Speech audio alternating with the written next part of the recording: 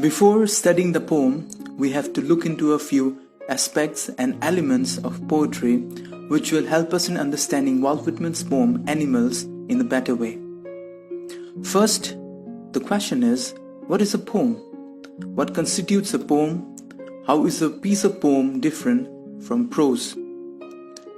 In the traditional sense, as Oxford's Learner's Dictionary puts it, a poem is a piece of writing in which the words are chosen for their sound and the images they suggest, not just for their obvious meanings. The words are arranged in separate lines, usually with a repeated rhythm, and often the lines rhyme at the end.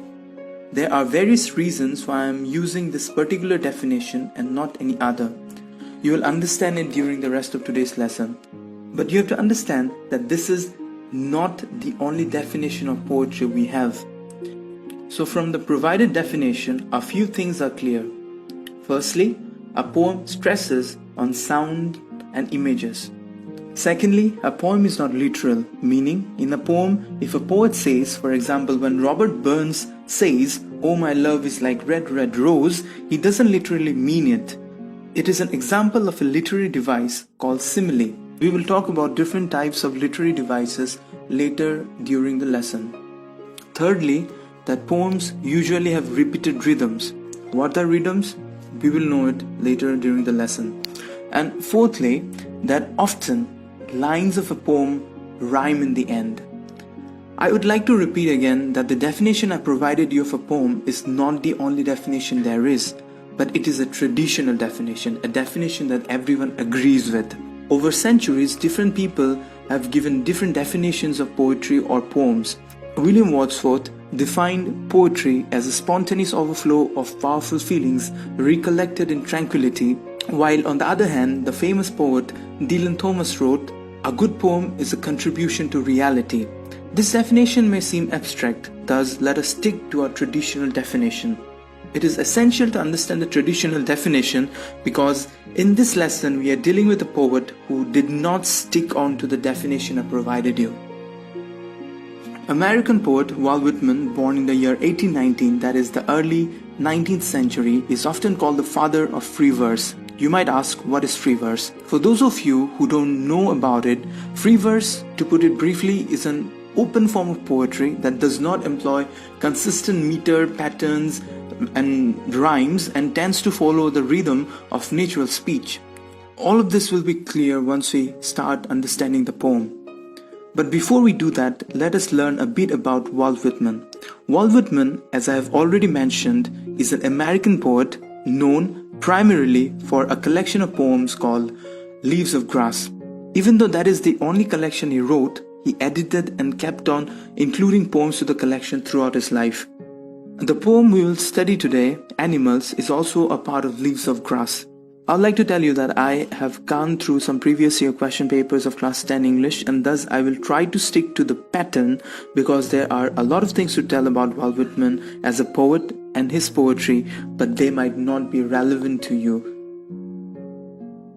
So let us get to the poem. The poem starts, "I think I could turn and leave with animals. They are so blessed and self-contained. I stand and look at them long and long."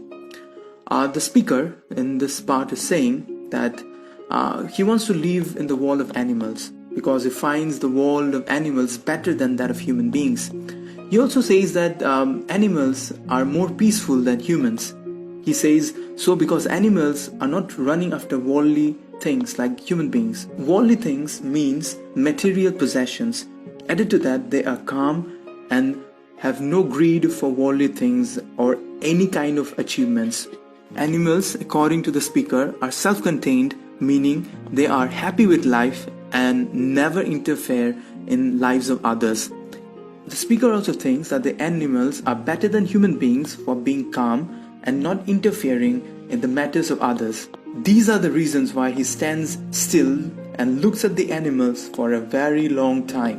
In this part, the poet has employed a few literary devices. Now, if you're not aware of literary devices, there are typical structures used by writers in their works to convey the message in a simple manner to his or her readers.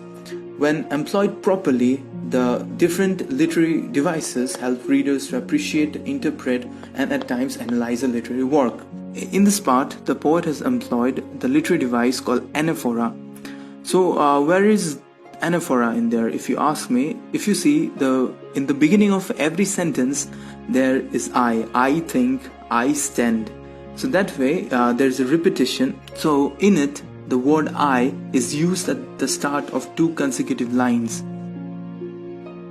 Later, the speaker says they do not sweat and whine about their condition. They do not lie awake in the dark and weep for their sins. They do not make me sick, discussing their duty to God. They do not show anger or grief if something wrong happens with them. He further says that animals are very truthful because they never speak of their good deeds done in the name of God. He says so because most of the human beings do that. They do so in order to gain popularity among their fellows. So the speaker feels that the animals never irritate him by doing such things just to gain some praise from their fellow people or fellow animals. He feels that animals are not dissatisfied with human beings either. They stay happy with whatever they have. They never run behind worldly things. They never try to possess things of comfort or luxury. In this part, again, the poet has employed anaphora. I've already told you what anaphora is. In this part, the anaphora is apparent in the beginning of the initial three sentences. They do not sweat. In the next line, they do not lie awake. In the next one, they do not make me sick. So, they. So that's the anaphora that the poet has employed. Later in the poem, the speaker says, "Not one kneels to another, nor to his kind that lived thousands of years ago. Not one is respectable or unhappy over the whole earth. So they show their relations to me and I accept them. They bring me tokens of myself, they avenge them plainly in their possession." So in this part, the speaker is saying that he has never seen any animal showing his devotion to anyone by bowing down in front of any other animal. They never do that even for their ancestors. They never show devotion towards God like the humans do. No one among them is more respectable or important as we have in human society.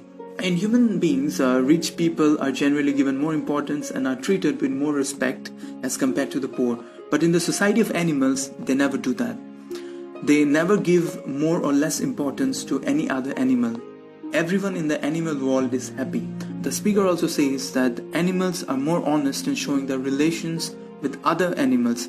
Here he wants to say that animals use other animals as their food and they never try to hide that fact.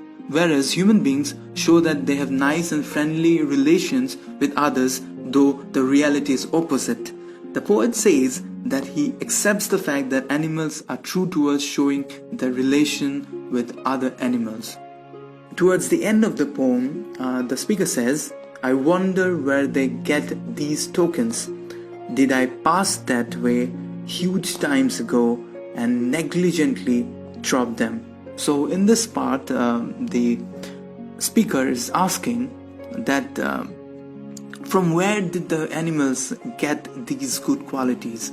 He even asks himself that where his good qualities are gone now.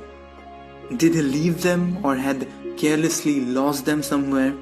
The qualities that were found in human beings in the past, like innocence, kindness, truthfulness, are now seen in animals. He wonders if the human beings gave away these qualities and they have been passed on to the animals. If you have paid attention, you will see that this poem actually tries to follow the rhythm of natural human speech than trying to follow a rhythm usually found in poems of William Wordsworth or any other poet. To sum it up, the speaker of this poem is trying to portray how animals are actually better than human beings in a lot of ways.